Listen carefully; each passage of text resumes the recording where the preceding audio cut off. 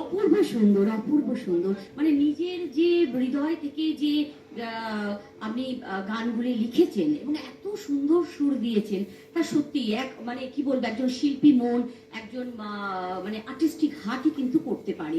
সেই জন্য আপনার বাংলার মানে শব্দ চয়নের প্রতিও মানে দক্ষতা রয়েছে। এটা আমাদের খুব ভালো লাগবে দর্শককে।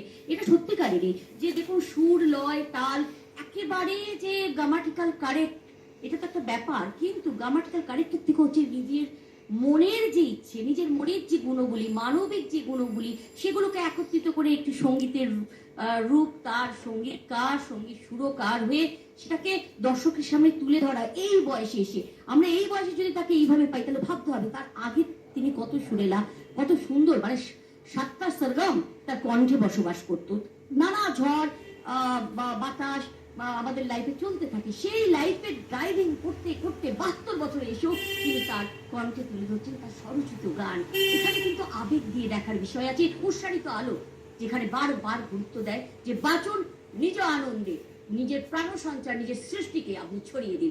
আমরা আবার আপনার কাছে যেতে চাইবো যে আপনার আরেকটি গান, আমি অবশ্যই একটি খবর পেয়েছি যে আপনি ছোটদের নিয়েও একটি গান লিখেছিলেন, লেখাপড়া করে ভালো লাগে না, সেই গানটা যদি আমাদের দর্শককে শোনান।